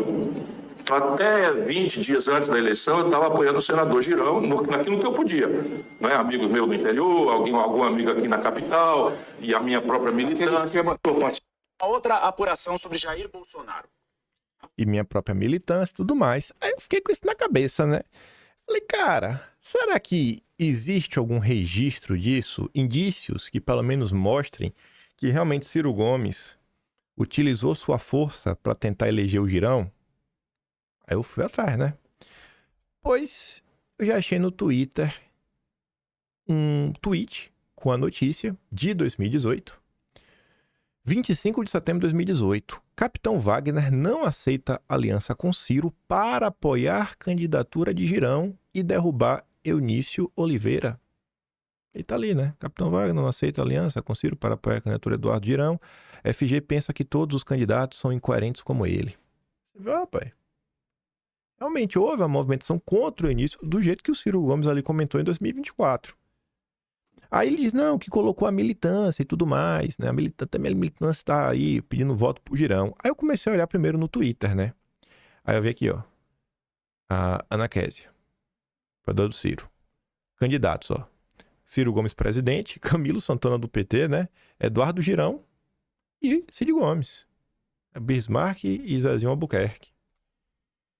Declaração de voto. Bruno Gonçalves, Alanderson Mangueira, João Saraiva, Eduardo Girão contra o Vaz Eunício, Camilo Santana, Ciro Gomes. Vira Ciro. Outro eleitor de Ciro Gomes. Aí também vem esse aqui, né? Segue minha chapa para as eleições de 2018. Deputado federal Dorico Monteiro, Silvio Nascimento, senador Cid Gomes, outro senador Eduardo Girão, governador Camilo Santana do PT, presidente Ciro Gomes. E aí eu lembrei que as eleições de 2018 foram as eleições do Facebook. Eu falei, cara, deixa eu procurar aqui os apoiadores do Ciro Gomes, pra eu ver. Pois, aí fica ainda mais claro, né? Antônio José, Lívia Maria, Cid Gomes, Eduardo Girão, Camilo e Ciro. E o que estava sendo discutido até então, né? A estratégia era conseguir esse segundo voto, o segundo apoio, sabe? O Ciro vai lá, o candidato dele, e também vai pedir voto aí pro senador da direita. Meio que repetir isso daqui, ó. Você vê, ó. Presidente Ciro, vice-caso Abreu, tá ali, ó. Cid Gomes no Senado, o outro, Girão, Camilo e Ciro Gomes. Outro cirista. Presidente Ciro Gomes, senador 1, Cid Gomes, senador 2, Eduardo Girão, depois deputado federal Inácio Arruda, a Ari Zéia. Outro, Eduardo Girão, Ciro Gomes. Tamo junto dia 7. Aí tá lá outro ali também, né? Cid Gomes, Eduardo Girão. Cid Gomes, Eduardo Girão. Tudo postagem de 2018. Minhas escolhas. Tá ali, Eduardo Girão, presidente Ciro Gomes. Você vê que é cearense mesmo, ó. Aqui, Ceará, Brasil. Essa outra aqui, ó. Ainda votou no deputado estadual do PT, ó. Moisés. Aí, cadê aqui, ó? Senador, doutora Mayra e o Girão, presidente Ciro Gomes. Então, o que é que estava sendo discutido em termos práticos? E você já sabe que ninguém te convenceu a gostar do Ciro Gomes, que vários problemas dele já foram listados e não são só aqueles. Você vê que realmente não está se falando uma maluquice. O que está sendo discutido não é uma maluquice. Ninguém estava pensando em uma aliança para governar o Ceará, indicar o secretário da Casa Civil, a Secretaria de Cultura. Não era sobre isso. Era realmente a questão do Senado. Aí você vê aqui a foto. Voto Evandro Leitão, Cid Gomes, Eduardo Girão, Camilo Santana e Ciro Gomes. E ali, ó, ainda bateu a foto apontando pro Girão, que na época era do PROS, né, não era do Novo. Aí relembrando pra você mais uma vez, quem é Ciro Gomes, já sabe, né? Você tem certeza que ninguém quer te convencer a gostar do Ciro Gomes. Aí eu fui olhar agora, 2025. Fui procurar pesquisas no Ceará. Eu encontrei duas. As duas mais recentes não são muito... Uma não é muito recente, que é de maio. Murilo Hidalgo, Paraná Pesquisa. O que é que essa pesquisa mostrava, né? Quando você olha governo do estado, o Ciro nem aparecia como candidato. Quem que está liderando? O Elmano, do PT. Quem vem em segundo lugar? Roberto Cláudio, que está até no União Brasil, estava com o André Fernandes no segundo turno, e em terceiro viu o Girão. O que eu achei interessante aqui foram os valores em porcentagens. 42%, 43% para o Elmano, 25,5%, 25%, 26% para o Roberto Cláudio, 15% e poucos, 16% quem sabe para o Girão. A CNN trouxe, em setembro agora, também uma pesquisa no Ceará. Veja como os números são similares. Ó. O Elmano com 41%, ou seja, está próximo aqui dos 42%. O Roberto Cláudio com 27%, próximo ali, né, 25,4%. O Girão 15,2%, 16%. Os cenários meio que batem. E aqui não tinha meio que Ciro Gomes, né, candidato. Você já tinha uma certa possibilidade, mas em tese mesmo, que se achava que ia ser o Roberto Cláudio, né. Real time. Elmano aparece à frente de Roberto e empata com Ciro. Essa pesquisa, diferente da Paraná, teve alguns cenários. Aí tem o cenário 2, que é o quê? Além desses três, colocaram o Capitão Wagner. Com o Capitão Wagner, o Roberto Cláudio tem menos votos, o Elmano tem menos votos e o Girão também tem menos votos. E aí o Girão cairia para quarto lugar. Quando você coloca só o Ciro com o Girão, ou o Ciro com o Elmano, você vê que realmente existe uma espécie de empate. Você vê que realmente existe um empate. Né? Tá ali. Então, acho que quando o pessoal estava falando isso daí, estava pensando em quê também? Em derrotar o PT. Então, você vê que, pelo menos, os argumentos que vêm sendo dados até agora, os argumentos, eles têm algum sentido. Isso não significa... Gente, fique de boa, ninguém quer conversar a gostar do Ciro Gomes. Você viu, já teve a notícia que já foi suspenso. Eu estou comentando isso aqui para quem quiser se aprofundar um pouco mais no caso e entender a política. Que acha assim, meu Deus, mas por que fizeram isso? Você quer às vezes um porquê, aí você presta atenção. Mais uma vez, né? Vamos relembrar quem é o Ciro Gomes. Pus emocionado, tem que repetir incessantemente, porque tem ainda vai achar que é defesa do Ciro Gomes. Decorou, né? Beleza. Aí, vamos voltar nas coisas que a gente comentou, né? Lembrando que o Eduardo disse, eu não vou entrar no mérito, né? Foi uma decisão definida pelo meu pai. André não poderia ser criticado por obedecer o líder. Você vê que Eduardo está no mesmo tom, que é o mesmo tom que ele adotou no vídeo. E ele agora em vídeo só tentou explicar ainda um pouco mais a estratégia. E o Carlos tinha dito, né? As variações e realidades estão postas no vídeo de publicação anterior. Qual era o vídeo? Era esse daqui, né? O Carlos falava que Bolsonaro estava preso, que é um absurdo que estão fazendo contra ele. E ele já coloca aqui, ó, que o Jair solto, né, teria uma força eleitoral capaz de multiplicar exponencialmente a eleição de senadores. Senadores. Algo que o próprio Bolsonaro sempre afirmou considerar mais importante do que uma eleição presidencial. Senado. A retirada de Bolsonaro do cenário público, especialmente neste momento, por si só, responde a grande parte das dúvidas e estranhas dos últimos dias. Nada disso é acaso e muito menos coincidência. É método, um método claro. Impedir que o único líder capaz de mobilizar milhões e alterar profundamente o equilíbrio de forças no Senado atue livremente durante o processo eleitoral. É preciso inteligência, maturidade estratégica, não há mais espaço nem tempo para lacração, ludibriar inocentes, do oba-oba que geram barulho não produzem resultados. Eu acho que o que ele está falando de resultado, né? Vamos tentar aplicar para esse caso. É o seguinte, ninguém está muito na esperança que o Ciro Gomes, sabe, vai virar direita, vai combater mil coisas, vai, sei lá, jogar junto no governo do estado, mas quem sabe você consiga usar dessa força, desse capital político, como em 2018, você vê que tem o áudio do Ciro, tiveram tweets da época, notícias da época falando da ação do Ciro contra o Eunício, né? E ele falando, jogando ali a turma pro Girão, para ver se nesse segundo voto a gente colocava um senador no Ceará. Nesse processo, muitos serão usados de forma desleal, se aproveitando da inocência de boas pessoas, mas é preciso que fiquemos atentos. Em conversas com meu pai, ele próprio deixa claro que esse processo não é simples, tampouco rápido como todos desejaríamos. Tentamos oferecer diálogo, abrimos portas, mas infelizmente não há nada de novo no enredo. O sistema repete seus métodos, tentativa de neutralizar Bolsonaro é apenas mais um capítulo. Enfim. Aí o Flávio Bolsonaro, e olha que engraçado, né? Os 3 filhos de Bolsonaro, eles focaram muito mais no mérito da decisão, como a decisão foi tomada, focando na questão do André Fernandes, O próprio Eduardo falando, se fosse a portas fechadas, a gente podia ter resolvido de forma muito melhor. O Carlos falou publicamente, eu prefiro o Girão. Todos deixaram claro, focaram na forma. Mas mesmo assim, todos eles também tentaram explicar as possibilidades dessa estratégia. Quando o Flávio conversou com o jornal O Povo, a gente comentou isso aqui ontem, olha só esse parágrafo, que é aspas do Flávio Bolsonaro. Ó. A conta a ser feita no Ceará é a seguinte: ficamos no discurso, não fazemos nenhum senador e ainda perdemos uma grande puxadora de votos para deputado federal, no caso, Priscila Costa, ser a candidata ao Senado. Ou tapamos o nariz e tentamos fazer um senador, neste caso, com a candidatura do pastor Alcides Fernandes, que tem um acordo de ser indicado para receber o segundo voto para senador no palanque do Ciro. Deixa eu até voltar aqui, ó, mais uma vez. Só para os votos, né? Aqui são números de hoje. Até a eleição pode mudar. Até a eleição a direita pode conquistar mais pessoas. Até a eleição o PT pode desidratar muito mais. O Ciro Gomes pode desidratar. Aqui é a fotografia do momento. Mas olhando a fotografia do momento, pode ser aqui, né? Você vê que se você lançar um Senado nessa composição, possivelmente o Roberto Cláudio, a turma do Ciro, vai lançar um senador. Principalmente o Cid Gomes, quem sabe, sei lá. O Elmano também vai lançar um senador. Será que, além desses 16%, a gente vai conseguir algum número para eleger algum senador? É uma pergunta. Será que a gente vai conseguir números que seja para derrotar o PT? E assim, não derrotar o PT também, assim, existe vitória na derrota. Existe vitória na derrota também. Agora tem gente que às vezes acha que é importante, principalmente, derrotar o PT. Vamos lá.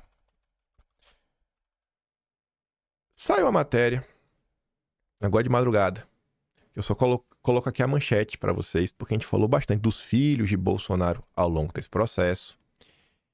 E olha como está essa manchete. Vitória política de Michele surpreende Centrão e limita poderes de filho de Bolsonaro.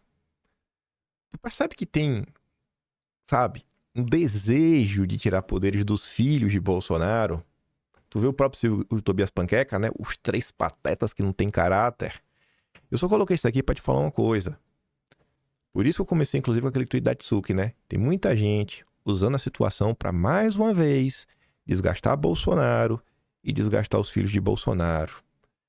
Saiba separar a sua birra do Ciro Gomes, até porque já virou notícia, já suspenderam as movimentações com o Ciro Gomes. Então, já aconteceu, pode ter calma. Ninguém quer te fazer gostar do Ciro Gomes, ó. Pra tu lembrar que é o Ciro Gomes. Agora, não se deixa usar pra turminha que, mais uma vez, quer enfraquecer os filhos de Bolsonaro. Sobre os filhos de Bolsonaro, antes de trazer um arremate, olha esse recorte aqui que a Tsuki postou. Falando dos filhos de Bolsonaro. Mas tem uma coisa meio que a gente sabe que é difícil. Você, quando forma uma liderança nacional e ela é eleita, Bolsonaro foi eleito. Bolsonaro, nacionalmente, esteve na urna 4 vezes. Primeiro e segundo turno de 2 eleições. Então teve gente que foi lá, digitou o número dele, viu a foto e apertou confirma. Isso não é pouca coisa. Então ele se torna uma figura gigante do ponto de vista de opinião pública. Eu não estou falando da capilaridade, de opinião pública. Então, para mim, não é difícil imaginar, não estou dizendo que irá acontecer, tá? Mas não é difícil imaginar, em algum momento do ano que vem, os 3 filhos vão visitar o Bolsonaro na prisão, anunciam que vão lá para saber que candidato ele vai apoiar. E eles 3 saem dizendo, Bolsonaro vai apoiar fulano. E esse fulano cresce muito nas pesquisas. O que acontece com o corpo quando perde sua cabeça, por assim dizer. E quando a gente resgata o velho barbudo, que no caso aqui é Weber, né? Não é outro, então tem vários velhos barbudos, mas quando a gente pensa em Weber, ele vai fazer um desenho de como é difícil falar da sucessão de lideranças carismáticas. Isso é uma constante, né? A dificuldade de você gerar uma continuidade no poder depois de uma legitimidade baseada no carisma. E eu acho difícil a gente contestar o quanto que esse carisma é fundamental para todo o apoio que Bolsonaro recebeu e ainda recebe. O formato do apoio é tão ou mais importante do que o próprio apoio. E aí a gente vai ver como que os filhos vão lidar com esse legado, que eu acho que é a pergunta principal. Então eu sempre fico pensando do ponto de vista do Bolsonaro, como ele olha tudo isso aí. Não total desconfiança. Ele está vendo todo mundo se movimentando para se livrar dele. Ele diz, alto lá, só quem não quer se livrar de mim são meus filhos. Eu acho que isso é a grande questão. Então vamos para um plano mais abrangente agora. O que a realidade política brasileira nos diz sobre a possibilidade das forças de centro-direita se livrarem do Bolsonaro? Ou isso é fora de questão? Quem quer que vá disputar as próximas eleições não pode nem sequer pensar em seguir um caminho livre do bolsonarismo. Priomar. O que me parece hoje, com o retrato que nós temos neste mês de novembro de 2025, é que o bolsonarismo ainda é inescapável do ponto de vista da equação eleitoral para a eleição de 2026. Acho que uma das poucas certezas que Bolsonaro tem é que os filhos dele não querem ele fora do jogo. Essa certeza ele tem. Então, assim, tem muita gente muito feliz direcionando a confusão, fazendo questão de pegar o Ciro Gomes com porrete pra... Não, olha lá, ó, eles não têm caráter, estão traindo vocês, estão fazendo isso, estão fazendo aquilo outro. Onde é que ficou faltando aqui? Fora de ordem, pai. Onde é que foi parar? Ficou faltando aqui um... Ah, meu Deus, já sei o que foi.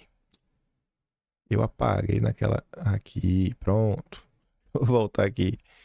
Eu falei, tá faltando... Que antes de até aparecer esse vídeo aí, antes de até aparecer as falas dos meninos, era para aparecer isso daqui, ó. Aí, enfim, com base nos números ali apontados, eu tentei ser o mais honesto possível, né? Você lançar um candidato de direita para o governo do estado e você fazer algum tipo de aliança.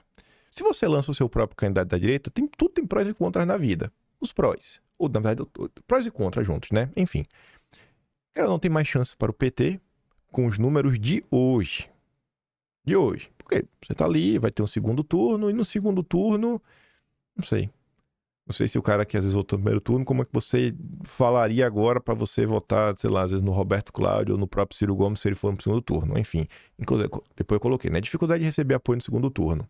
Também tem a possibilidade da direita ir pro segundo turno. Só que eu fico na dúvida. Se tiver um segundo turno, será que a direita receberia apoio? Acho muito difícil. Tem uma dificuldade de fazer senador. Porém, coisas positivas. Você tem um discurso mais forte para você eleger deputados, porque você realmente tem um candidato a governador de direita, então você realmente pode abraçar um discurso de direita, bater frente, falar das suas pautas, a luta antissistema e realmente se descolar dos outros e ajudar, né, naquele discurso mais ligado à ideologia. Enfim, cada estado isso daí vai ter uma determinada força, né? No Ceará, eu não conheço a realidade do Ceará, mas eu acho que tem uma tendência de você fortalecer um pouco mais para fazer bancada de deputado. E você tem menos problemas com a base. Mas não vai reclamar. A maior parte da base é isso mesmo. Vamos lá, ganhou, perdeu. Se você faz uma aliança, por outro lado, você tem maiores chances de derrotar o PT, talvez algum espaço no futuro governo. Você tem um apoio no segundo voto para o senador. Porém, você vai ter um discurso mais fraco, porque ele fala, vocês aí dizem que é isso, que é aquilo outro, tudo mais, mas na hora do vamos ver, vocês vão apoiar o Ciro Gomes? Vocês não eram de sistema? Vocês não iam combater a esquerda e tudo mais? E o Foro de São Paulo? Então você fica com esse discurso mais enfraquecido e, por consequência, você tem mais problemas com a base. Eu acho que poderia colocar mais algumas coisas aqui, né? Mas, enfim, são 5 itens que eles são opostos, né? Se você tem um candidato, se você lança uma aliança.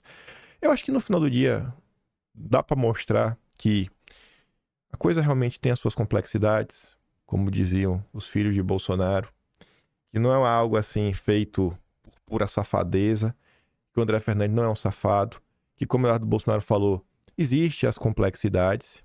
E eu acho que no final do dia cabe a todos nós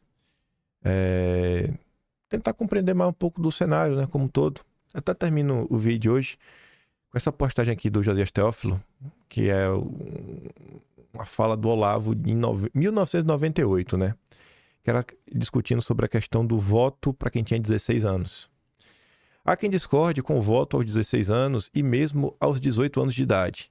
O filósofo Olavo de Carvalho é um deles, aspas.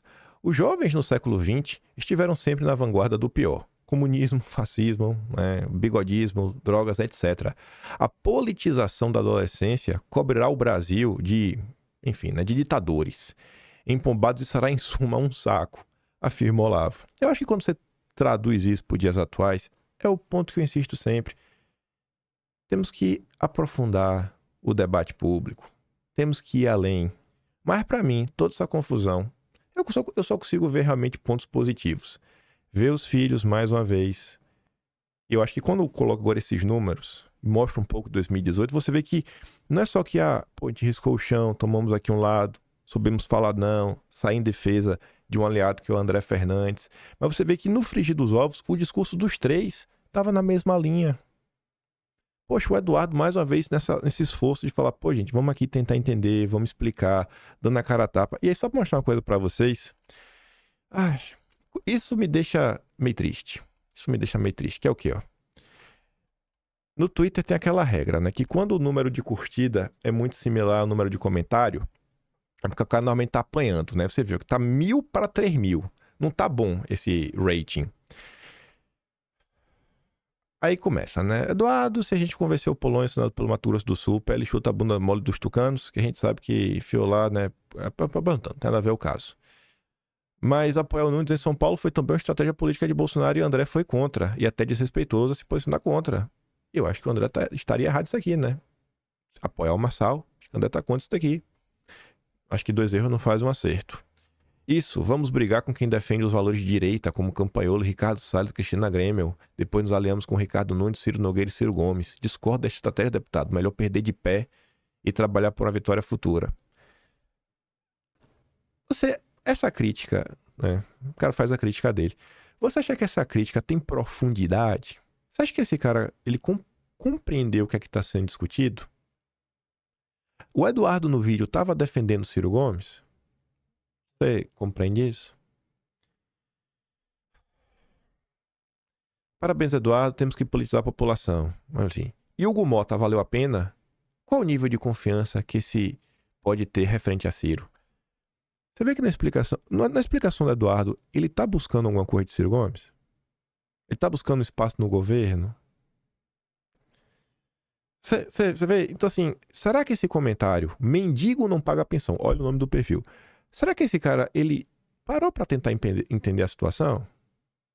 Será que é bacana pra gente reagir de forma emocional? O cara ainda tá preso no Hugo Mota, gente. Hugo Mota. Aí vem a Glauce.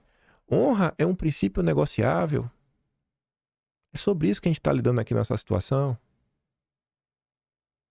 Olha o que o Eduardo diz, né? O Eduardo falou no vídeo, às vezes um senador pode fazer diferença. Eu não acho.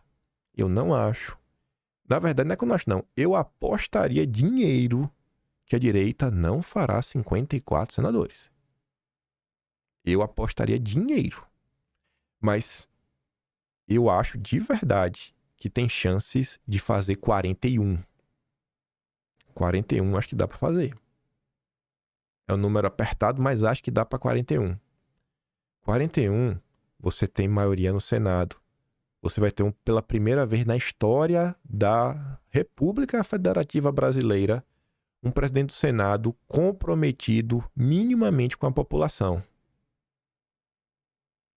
Números suficientes para barrar qualquer nomeação que realmente desagrade a direita. Porque as nomeações importantes para agências reguladoras, para o Supremo, para o Judiciário, passam pelo Senado. O Senado é muito importante.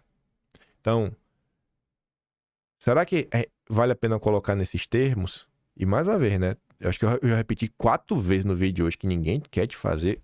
Vou até mostrar de novo pro povo não ficar depois. Rapaz, do jeito que o povo tem a memória fraca, só para te fazer lembrar de novo que ninguém... Até porque já tá acertado que o acordo foi suspenso. Mas para lembrar mais uma vez, viu? Não é para ninguém, é para o Ciro Gomes, não. Pronto, dito isso, mas vamos voltar.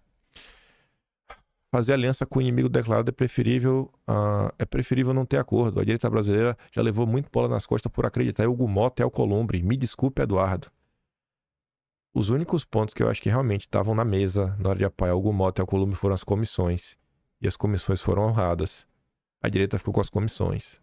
Será que esse comentário entendeu a complexidade do caso? Moro no Ceará e já votei no Ciro e afirmo. Ele não cumpre o que promete, descobri nos anos 90. Péssima ideia se aliar a ele. Os valores morais devem contar nessas horas, na minha opinião. Michel deixou claro que a defesa negociável de Deus, pátria e família é prioridade. Até dá para entender articulações políticas, troca de apoio no Senado, mas com Ciro Gomes não há a menor possibilidade. Veja o vídeo de 2018, né? Eu acho que eu trouxe algumas provas que o Ciro realmente trabalhou pelo Eduardo Girão. Sim, acredito que tudo deve ser tratado internamente, que a senhora Michele pode ter feito diferente, reservadamente, né? E também nada a ver alguns tratando o André como traidor. Isso posto para Ciro Gomes jamais, nem sai da boca do próprio presidente Bolsonaro. Não alimentem cobra. Mas é isso. Eu acredito que ainda a direita... Eu acho que a direita hoje, na verdade, está num processo que não é que ela tem que evoluir. Eu acho que a direita tem um processo que ela tem que estancar a ferida. Eu acho que a gente está em queda livre há um bom tempo. E não é sobre essa questão de hoje. Eu acho que a gente está em queda livre. Eu acho que a gente está regredindo no tempo. Na grande parte dos assuntos, a direita está andando para trás. Se normalizou a sempre achar que Bolsonaro é bandido, que Bolsonaro é safado, que tudo que Bolsonaro faz tem algo escuso por trás, né? Você primeiro bate, depois talvez você se abre para ouvir algum tipo de explicação. E isso está sendo recorrente.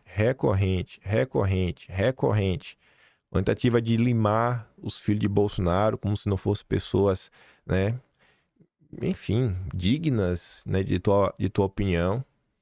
Mas aí, né, também cabe a cada um, no final do dia, parar, pensar e decidir, né, para que lado ir, de eu deixar de ir, etc, tudo mais. O que eu tinha para comentar hoje era isso. Na verdade, tinha muito mais coisas para comentar também. Tinha até um texto que eu não li. Tinha um texto muito interessante que eu acabei lendo do Candeloro. A gente deve comentar amanhã. A gente tem umas coisas para comentar da eleição, mercado francês, esse infógrafo aqui, eu tô doido pra comentar sobre isso envolvendo o BTG. Ai, tem muita coisa. E o vídeo já tá com 1h24 de novo. Isso aqui não pode soar normal, me perdoem, mas eu acho que vale a pena se aprofundar no assunto. Eu não queria deixar de falar do Banco Master, do Toffoli, do Judiciário, porque eu acho que sim, aquele texto do João Pinheiro chama a atenção. Primeira vez em 7 anos que se fala impeachment do Supremo na imprensa como medida para lidar com um problema que é real. Eu fico por aqui. Vote em mim no iBest. Rejeite explicações simples, porque normalmente na política as coisas são um pouco mais complexas. E se gosta de mim, quiser ajudar um pouco mais, para ser membro do canal, tem um Tony Valeu, tem um Patreon na descrição e tem um Atlas Brasileiro, kimpai.com.br. Por hoje é isso. Vejo vocês amanhã. Aquele grande beijo e abraço. Tamo juntos. Valeu, meus amigos. Fui!